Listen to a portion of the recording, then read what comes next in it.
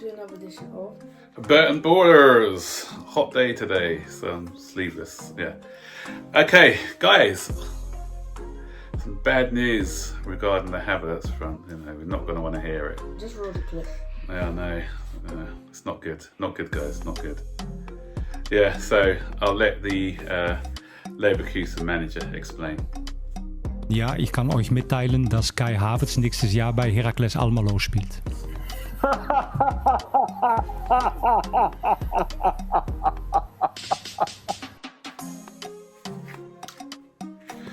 So there you have it, guys. But before we get into the story, guys, you know what to do. Even though it might maybe a bad day, like, subscribe, turn on all notifications so we never on the video, share the video and comment down below. Well, guys, you probably already know that we're just messing up.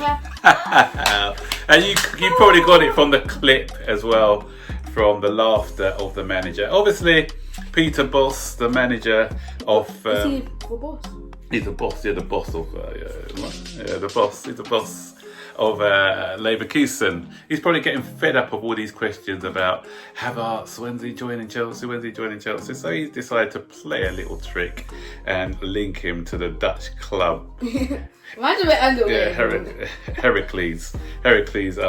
But Heracles, fair play. Insult. Fair play to Heracles though, they've played along with it, because on their official Twitter site they have said welcome to Kai Havertz with him in the kit. So yeah, fair play to them for getting involved in the story. Well, so, that's actually an insult to them. You know, that's like the worst club like you could think of. He's made, to be fair, Peter Bosz is Dutch, so he does think of a Dutch club So you know what? Yeah, so guys, everyone, probably all the Chelsea fans who've got access to the Europa League were watching, keeping an eye on Havertz to see his performance. And I'm sure a lot of you were not disappointed by what you saw yesterday. That guy is good. He makes the game look so easy. He even chipped in with a goal, didn't he? Chipped in with a nice little goal, 1-2. That's a send-off. Yeah, and that's what Frank Lampard is missing. Frank Lampard, I think the reason he wants to play for Frank, because he's similar in the way that he drifts into the box late, scores goals from midfield. Because Frank Lampard is our top goal scorer, scoring many goals from midfield. So he's probably, and who better to coach somebody than Frank, who was the master of doing that. Imagine he becomes the top goal scorer in his first season. So you know what? There was a guy, I can't remember his name now, but the guy said yesterday that with Kai Havertz in the Chelsea team, they have got a big chance of actually winning the Premier League. So he likened him to a mixture of Michael Ballack and Mesut Ozil. You know.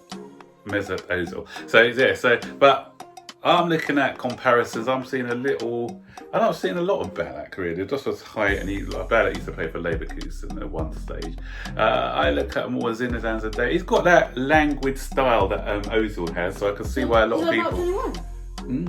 He's 21, yeah. But he's got that style, that sort of languid style of Ozil.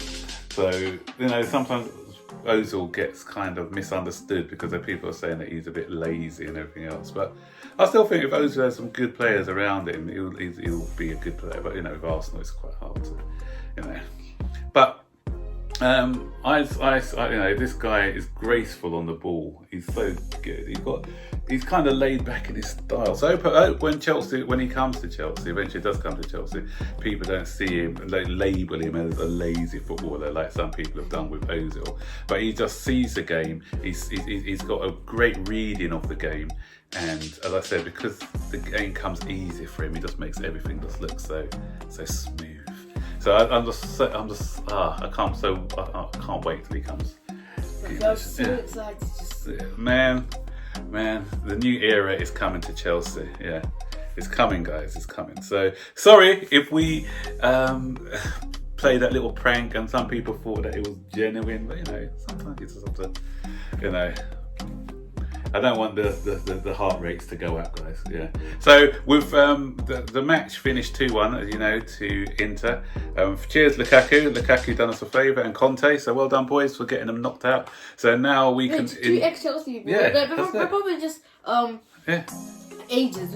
Lampard played Conte and Lukaku. Yeah. So now we just can get on with this, trying to agree a fee, because personal terms have been agreed a while ago. So just getting this fee over them. And now that they're out of Europe, out of the Champions League, I don't think they're going to be in a strong negotiating position because he's only got a couple of years left in his contract. He's made it clear that he wants to join Chelsea, and so he's going to be pushing for this move. So bless you. Was he raised in Leverkusen? I don't think he's started off at the club. I think he started off at somewhere else when he came to Bayer. No, he played there as a 17-year-old though, yeah. So yeah, I'm not sure if he was in their youth setup. But anyway, so I think a fee of around about 70 million with add-ons is probably my guess of what will push the deal through. So I can't wait till next guys, start tracking the planes and then start getting, but it's that much closer to coming to Chelsea. Someone in Germany who's not so close to going to the club that they thought he was going to is Jadon Sancho. Because Manchester United fans thought that they had Jadon Sancho wrapped up, and they were, because at the time when Chelsea were kind of after him before we moved towards the Havertz situation, and it was a case of, you know what, Chelsea fans, you missed out and we got our man. Think again. Because Bayern Munich, but Borussia Dortmund have come out and said, you know what, he's staying. Pay up the 120 million, which Manchester United refused to pay. He's staying.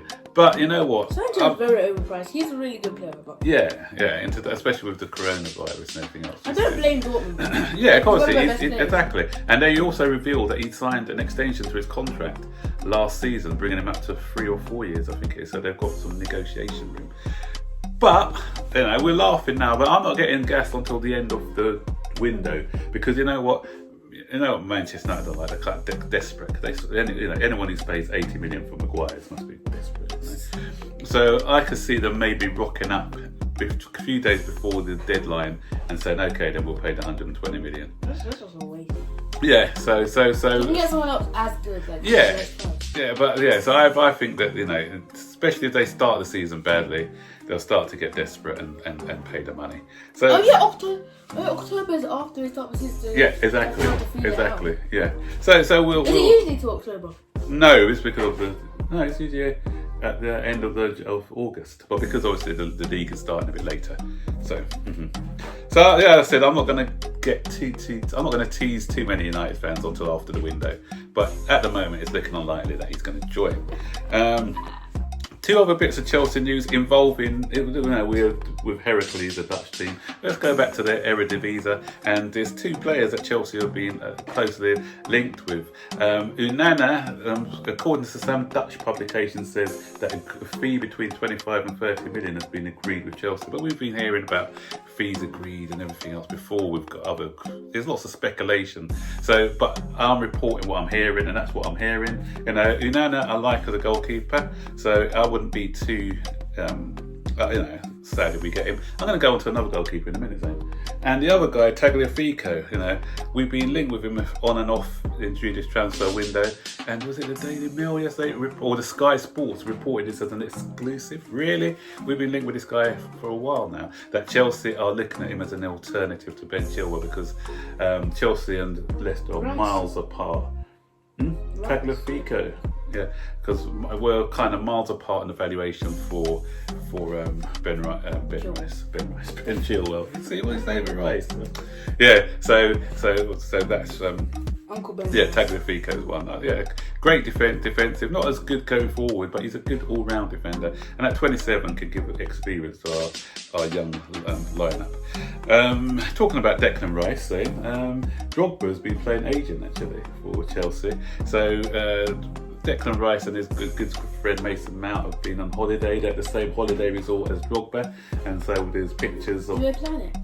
Yeah, they're good friends. Him and Mount Rice are best friends, so they always go on holiday together. And so they met Drogba at I'm not sure Drogba was just coincidence that they met up with Drogba. So Declan Rice is there with have a picture with one of his Chelsea heroes, Drogba. So obviously, hopefully Drogba has had a word in his ear and said, you know what, come back and join the family, mate. You know, West Ham always going to be struggling, but come and join the winning team. So yeah, so Agent Drogba's at work. Well done, Drogba, and for that. So there was talk that a bid has been put in for Declan Rice. Actually, I'm not sure. 50 million I was hearing. I've heard that West Ham wants 70, but it's like they're not going to get 70 for him. So yeah, Declan Rice, watch that space. So things may be happening on that front. And talking about goalkeepers, there was a goalkeeper in yesterday's match because obviously we were concentrating, weren't we, on the Inter Milan match, and after that we turned over to see the final few minutes of the Manchester United match, which ended up to be more than the final few minutes because we went to extra time. And that goalkeeper was making save after save after save. And do you know what?